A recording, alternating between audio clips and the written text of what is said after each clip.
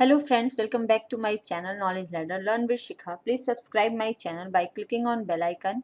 और ये है करंट अफेयर्स और आज है 1 जनवरी 2021 और आज है नया साल। आप सभी को मेरी तरफ से नए साल की बहुत बहुत शुभकामनाएं।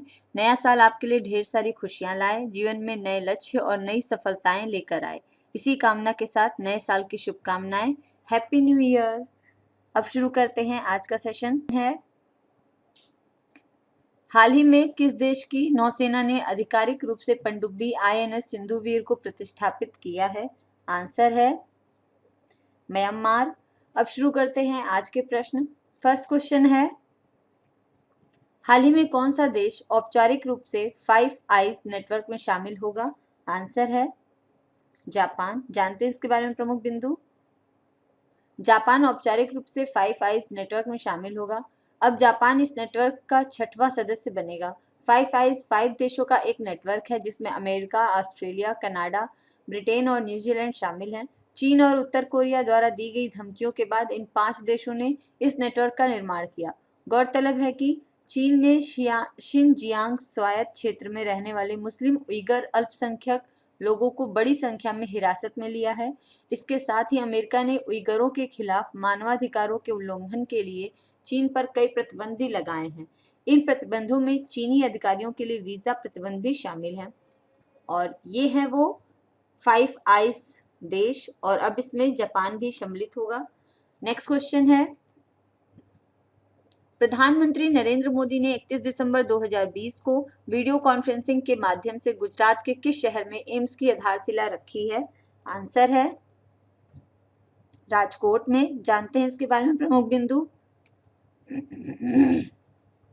प्रधानमंत्री नरेंद्र मोदी ने 31 दिसंबर 2020 को गुजरात के राजकोट में एम्स की आधारशिला रखी। उन्होंने इसके बाद उम्मीद जताई कि भारत में जल्द ही कोरोना वैक्सीन को मंजूरी मिलेगी और दुनिया का सबसे बड़ा टीका अभियान चलेगा। राजकोट में एम्स के लिए 201 एकड़ से अधिक भूमि आवंटित की गई है। इसके निर्माण पर लगभग 1195 करोड़ रुपए की लागत आने का अनुमान है। संस्थान का निर्माण 2022 के मध्य तक पूरा होने की उम्मीद है। इस आधुनिक अस्पताल में 750 बिस्तर होंगे जिसमें 30 बिस्तर आयुष ब्लॉक में होंगे और इसकी घोषणा, इसका शिलान्यास एम्स में होगा, राजकोट में नरेंद्र मोदी जी ने किया है। नेक्स्ट क्वेश्चन है, मुकेश अंबानी को पीछे छोड़कर कौन एशिया के सबसे अमीर व्यक्ति बन गए हैं? आंसर है झोंग शानशान। जानते हैं इसके बारे में प्रमुख बिंदु।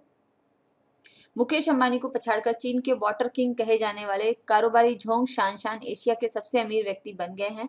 उनकी नेटवर्थ इस साल 70.9 अरब डॉलर बढ़कर 77.8 अरब डॉलर हो गई है। शानशान बोतलबंद पानी और कोरोना का टीका बनाने जैसे बिजनेस से जुड़े हैं। उनकी दौलत इस साल बहुत तेजी से बढ़ी जिसके कारण वह एशिया के सबसे अमीर कारोबारी बन गए हैं। झोंग शानशान एक निजी अरबपति हैं और ये हैं झोंग शानशान और ये अब मुकेश अंबानी से भी ज्यादा अमीर बन गए हैं। नेक्स्ट क्वेश्चन है, हाल ही में किस राज्य ने एक एकीकृत ड्रग प्रिवेंशन नीति तैयार की है? आंसर है हिमाचल प्रदेश ने। जानते हैं इसके बारे में प्रमुख बिंदु। हिमाचल प्रदेश सरकार ने हाल ही में एकीकृत नशीली रोकथाम, उपचार, प्रबंधन और पुनर्वास कार्यक्रम की घोषणा की। यह कार्यक्रम बहुत ही जल्द तैयार हो जाएगा। इस नीति को राज्य नशीली दवा रोकथाम, उपचार, प्रबंधन और पुनर्वास कार्यक्रम नाम दिया गया। इस नीति का उद्देश्य राज्य में नशीली दवाओं के दुरुपयोग के खतरे को रोकने के लिए पुलिस, मीडिया और नशा निर्माण बोर्ड के बीच सहयोग बढ़ाना है। इसके लिए हिमाचल प्रदेश में 6 नशा मुक्त केंद्र खोले जाएंगे और इसकी शुरुआत हिमाचल प्रदेश सरकार ने की है। ये ड्रग कंट्रोल के लिए बनाया गया है। नेक्स्ट क्वेश्चन है, हाल ही में भारत का पहला पॉलिनेटर परागकण पार्क कहां पर खोला गया है? आंसर है उत्तराखंड में। जानते हैं इसके बारे में प्रमुख बिंदु। उत्तराखंड में भारत के पहले पॉलिनेटर पार्क परागकण पार्क का उद्घाटन किया गया। इस पार्क का उद्घाटन नैनीताल के हल्द्वानी में एक प्रसिद्ध तितली विशेषज्ञ पीटर स्मेट सेक ने किया था। इस पॉलिनेटर पार्क में मधुमक्खी, तितली, पंछी और कीड़े की लगभग 50 प्रजातियां हैं। इस पार्क का निर्माण 4 एकड़ के क्षेत्र में किया गया।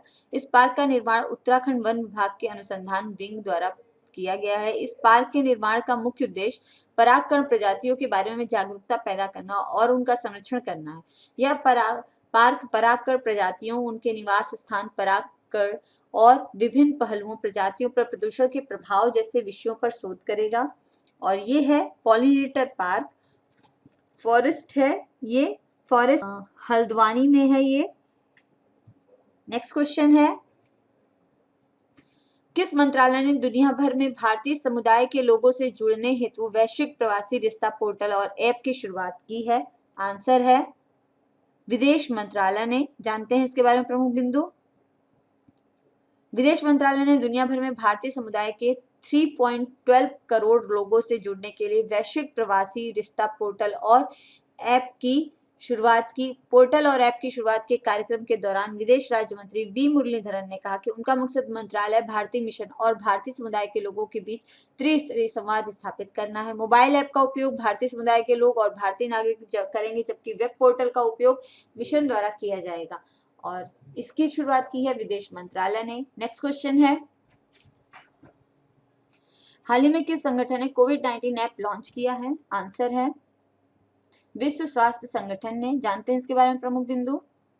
विश्व स्वास्थ्य संगठन ने हाल ही में कोविड-19 मोबाइल एप्लीकेशन लॉन्च की। यह एप्लीकेशन यूजर्स को कोविड-19 पर नवीनतम अपडेट्स प्रदान करेगी। इस एप्लीकेशन को WHO कोविड-19 ऐप नाम दिया गया है। विश्व स्वास्थ्य संगठन द्वारा लॉन्च किया गया यह मोबाइल एप्लीकेशन संगठन और क्षेत्रीय भागीदारों के विशेषज्ञों से विश्वसनीय जानकारी प्रदान करेगा। यह कोविड-19 के वैज्ञानिक निष्कर्षों के बारे में नियमित अपडेट्स प्रदान करेगा। इस ऐप के माध्यम से कोविड-19 रोग के लक्षणों के बारे में जानकारी प्राप्त की जा सकेगी। यह ऐप वैक्सीन की प्रगति की जानकारी भी प्रदान करेगा। फिलहाल यह ऐप केवल नाइजीरिया में ही उपलब्ध है। हालांकि विश्व स्वास्थ्य संगठन सभी देशों में इस ऐप को उपलब्ध कराने के लिए स्थानीय हितधारकों के साथ काम कर रहा है और ये है वो ऐप कोविड-19 ऐप जिसको कि वर्ल्ड हेल्थ ऑर्गेनाइजेशन ने लॉन्च किया है। नेक्स्ट क्वेश्चन है, हाल ही में रेलवे बोर्ड के नए चेयरमैन और CEO कौन बने हैं? आंसर है सुनीत शर्मा। जानते हैं इसके बारे में प्रमुख बिंदु। VK यादव का कार्यकाल पूरा होने पर सुनीत शर्मा को रेलवे बोर्ड का नया चेयरमैन और CEO नियुक्त किया गया। यादव को जनवरी 2020 में कार्य विस्तार दिया गया था। सुनीत शर्मा 1978 बैच के रेलवे अधिकारी हैं। उन्होंने रेलवे जोनल रेलवे वर्कशॉप और डीजल लोको सेट्स में महत्वपूर्ण जिम्मेदारियां निभाई हैं। वह भारतीय रेल में लगभग 34 वर्षों तक सेवा दे चुके हैं। अपने कार्यकाल में उन्होंने कई प्रशासनिक सुधार किए। वह रायबरेली स्थित मॉडर्न कोच फैक्ट्री के महाप्रबंधक पद पर भी रह चुके हैं। उन्होंने जर्मनी और फ्रांस जैसे देशों रेलवे संस्थानों में प्रशिक्षण भी लिया है और ये हैं सुनील शर्मा। नेक्स्ट क्वेश्चन है,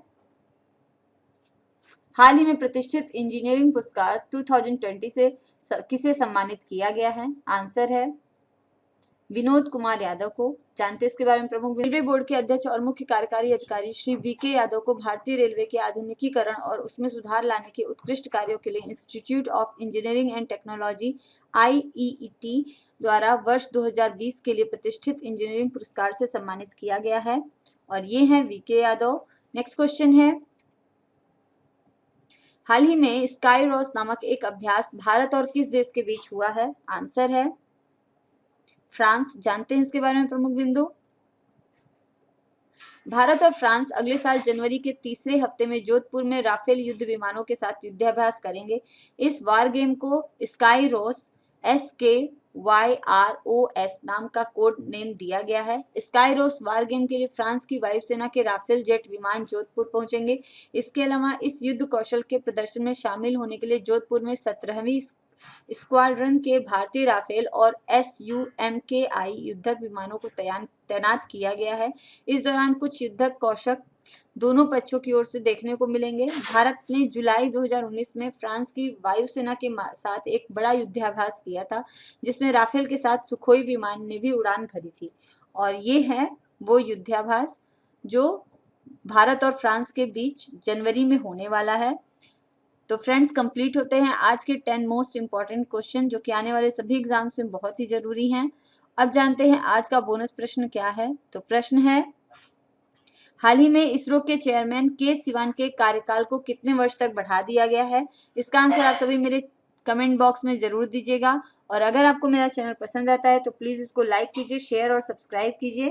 थैंक्स फॉर वॉचिंग। कल फिर मिलते हैं। बाय।